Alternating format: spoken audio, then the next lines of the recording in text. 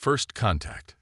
The massive exploration vessel Horizon decelerated into orbit around Erebus, a planet that had puzzled astronomers for decades. From space, it resembled a perfectly normal terrestrial world. Rocky terrain, shallow seas, and thin wisps of atmosphere. But every probe sent to its surface had mysteriously failed, and its electromagnetic signature defied all known natural phenomena. Colonel Marcus Chen watched from the command deck as the planet's surface came into view. 20 years in Earth's Special Exploration Division had taught him to trust his instincts, and right now, they were screaming danger. All readings normal, Colonel. Lieutenant Samura Doan reported from her station. Atmospheric composition is within acceptable parameters. No detectable toxins or pathogens. Chen nodded, unconvinced. And the anomalies? Still present, sir. Energy readings from the core are inconsistent. They don't match any known geological process. Could be anything, said Dr. Victor Nazari, the expedition's chief scientist. Natural phenomenon we haven't encountered before. Maybe some kind of mineral or element that reacts uniquely with the planet's magnetic field. Or it could be artificial, Chen countered, which is why we're here. Expedition Team Alpha consisted of 50 elite soldiers and scientists, tasked with determining why Erebus defied conventional understanding. If there was technology down there, Earth wanted it. If there was something else, well, that's why they brought weapons. The landing craft touched down on a flat plateau surrounded by jagged mountains. The landscape was desolate. Barren rock stretching to the horizon, with occasional patches of what appeared to be metallic sand that sparkled under the dim light of the distant sun. Establish perimeter, Chen ordered as they disembarked. Science team, get your equipment set up. I want preliminary readings within the hour. Elena Reyes, the team's communications specialist and second in command, supervised the deployment of their communication array. Unlike the others, who viewed the mission as routine exploration, Elena couldn't shake the feeling that they were being watched. Getting anything unusual on comms? Chen asked, approaching her station. Elena adjusted her headset. Just noise, sir. Not interference exactly. More like. She hesitated, searching for the right words. Like something breathing. Chen raised an eyebrow, but didn't dismiss her. Elena had saved their team more than once with her uncanny intuition. Keep monitoring it. If anything changes, I want to know immediately. By the second day, they had established Base Camp Hecate and begun preliminary surveys. Dr. Nazari's team discovered that the metallic sand wasn't sand at all, but microscopic structures that seemed to blur the line between organic and inorganic material. It's like nothing I've ever seen, Nazari explained during the evening briefing. These particles contain carbon compounds similar to those found in living tissue, but they're encased in metallic shells that conduct electricity. They seem to be communicating with each other. Communicating how? Chen asked. Through electrical impulses, like neurons in a brain, but spread across the entire surface of the planet. The implication hung in the air, too outlandish to voice aloud. Before anyone could respond, the lights flickered. Just the generators adjusting. Technical Sergeant Lee assured them, but his voice lacked conviction. That night, Private Moss disappeared while on patrol. His tracking beacon continued to function, leading a search team to a perfectly circular hole in the ground that hadn't been there the day before. The hole descended vertically, beyond the range of their scanning equipment. We need to send a team down there, Chen decided after consulting with his officers. Elena disagreed. Sir, with respect, something about this feels wrong. The hole appears precisely when one of our men vanishes. It could be a trap. Or it could be a natural formation that Moss fell into. Chen countered. We don't leave our people behind. The rescue team consisted of 5 soldiers equipped with climbing gear and enhanced scanning technology. They descended into darkness, maintaining radio contact as they reported their observations. The shaft was unnaturally smooth, as if carved by precision instruments. Wait, came the voice of Sergeant Rivera, the team leader. There's something. The walls are changing texture. They're becoming softer. The transmission became garbled, punctuated by exclamations of alarm. It's moving. The wall is moving. Then screams, brief and terrifying, followed by silence. Chen ordered an immediate evacuation, but it was too late. The ground beneath the camp began to shift, not violently, but with deliberate motion. Equipment sank into suddenly liquefied earth. 3 scientists disappeared before they could reach the shuttles. "It's pulling them under," someone shouted. Alina watched in horror as the metallic particles they'd been studying began to coalesce, forming tendril-like structures that reached for the fleeing humans. Private Jenkins fired his plasma rifle at the nearest one, which momentarily recoiled before dividing into multiple smaller tendrils that surrounded and enveloped him. "Fall back to the ships," Chen ordered, providing covering fire as the survivors ran. Only half of the original 50 made it to the landing craft. As they launched, Alina looked down through the viewport to see the camp collapsing inward, forming a massive spiral pattern, visible even from altitude. The horizon was already preparing for emergency departure when their shuttles docked. But the planet wasn't finished with them. Multiple energy signatures rising from the surface, Lieutenant Doan reported, her voice steady despite the fear evident on her face. On the view screens, the surface of Erebus appeared to be rippling, as if the entire planet was a liquid suddenly disturbed. Then massive structures began to rise. Enormous towers of the same metallic material they'd encountered on the surface, reaching toward the fleeing ship like fingers. "Evasive maneuvers," Chen ordered. The Horizon's engines roared to life, but too late. The towers extended with impossible speed, wrapping around the ship's hull and squeezing. Metal groaned and buckled. "Get to the escape pods," Chen shouted as the bridge began to collapse around them. Alina grabbed Dr. Nazari and dragged him toward the evacuation route. Behind them, the tower broke through the hull, not as a solid object, but as a flood of the metallic particles they'd studied, flowing into the ship like liquid.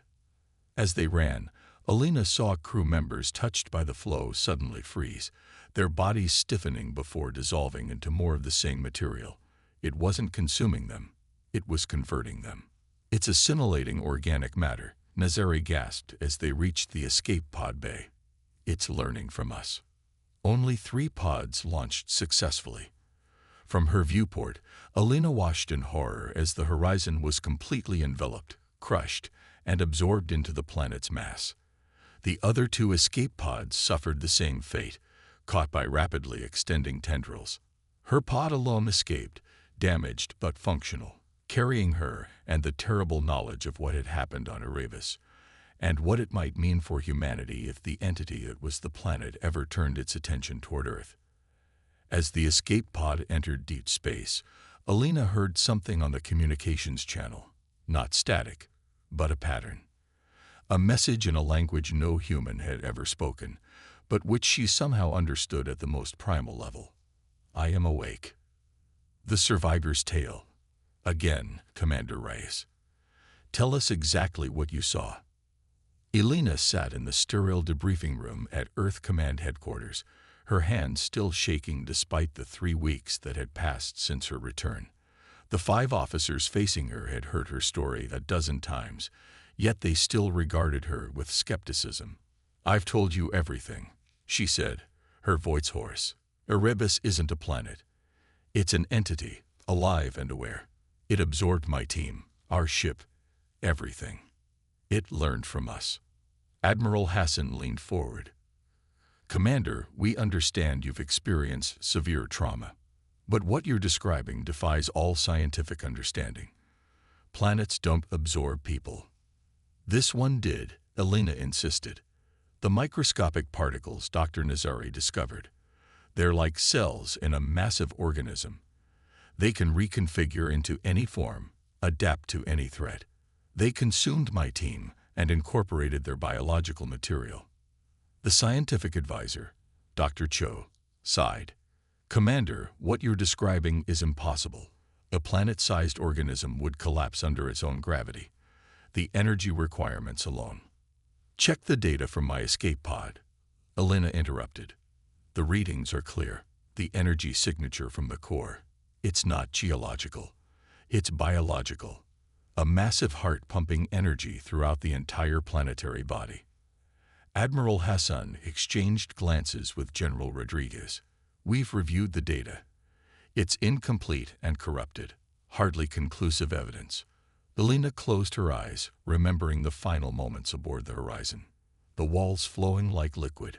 Chen being engulfed, his body dissolving before her eyes. And then the message that had followed her across space. It spoke to me, she whispered. The room fell silent.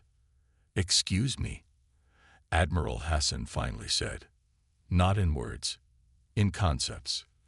Directly into my mind. Elena met his gaze. It said, I am awake. And it's coming. The debriefing ended shortly after, with Elena being escorted to the medical wing for further evaluation. She knew what that meant.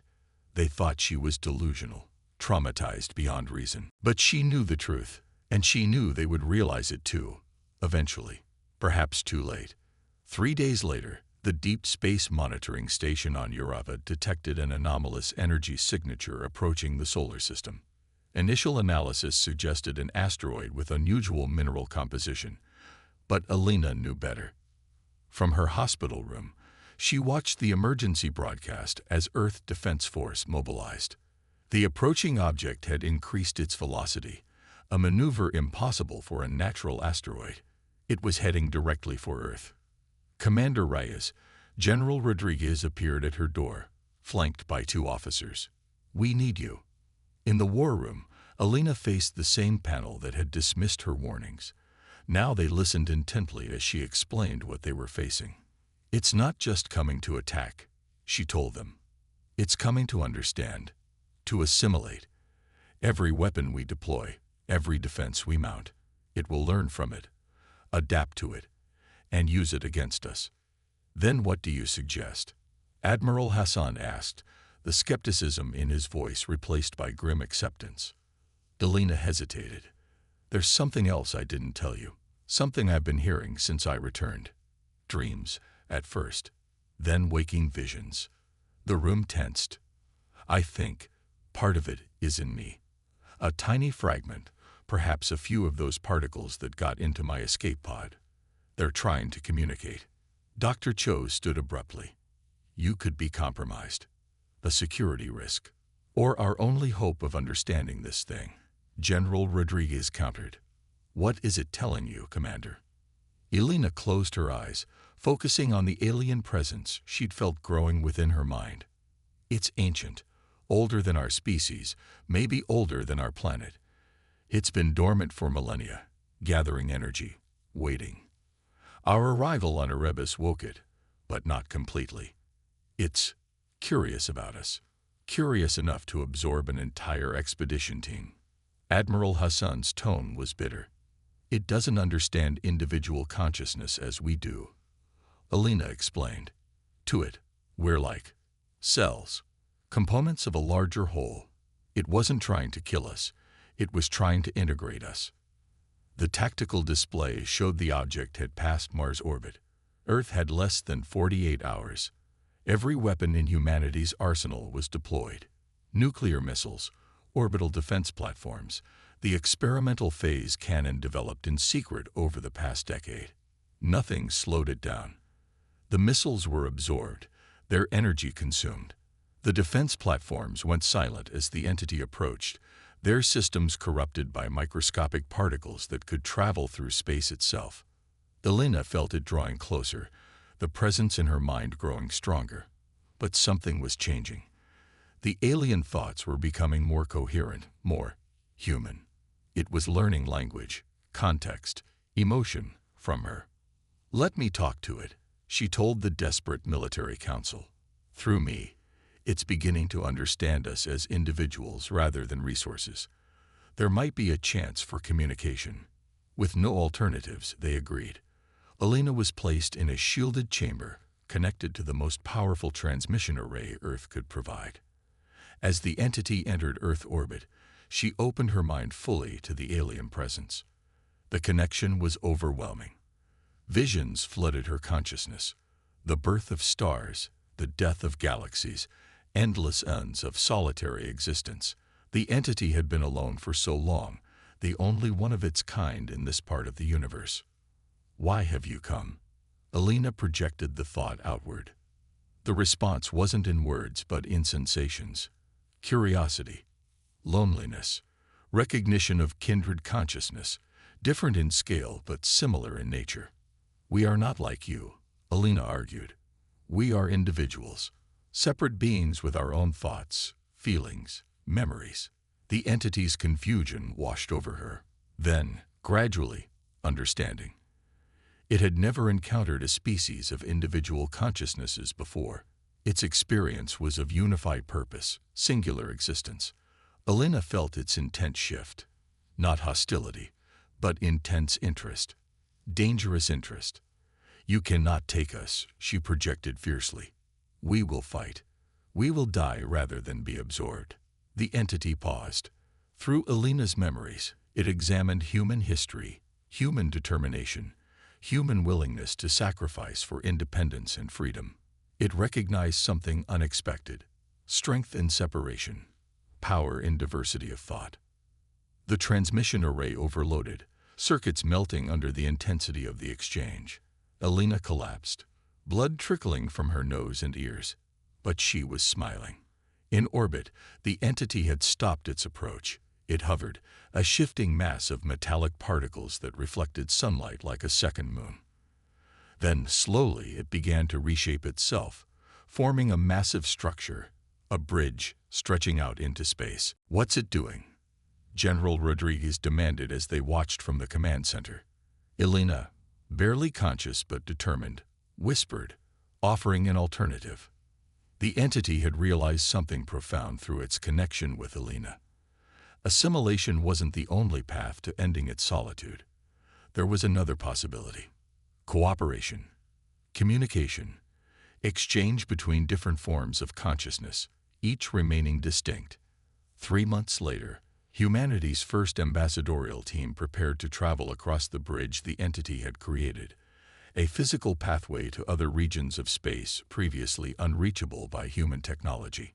Alina Rice led the mission, her mind now permanently altered by her connection to the entity, serving as translator between two profoundly different forms of existence.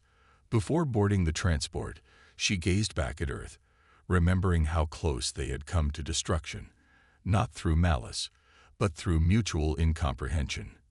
"Ready, Commander?" asked her new second-in-command. Alina nodded. Humanity's greatest strength has always been adapting without surrendering who we are. Now we're going to teach that lesson to the stars. Behind them, the bridge shimmered, leading to worlds no human had ever imagined. And somewhere in the back of Alina's mind, the entity whispered not of conquest, but of possibility. Retroclaude can make mistakes. Please double-check responses.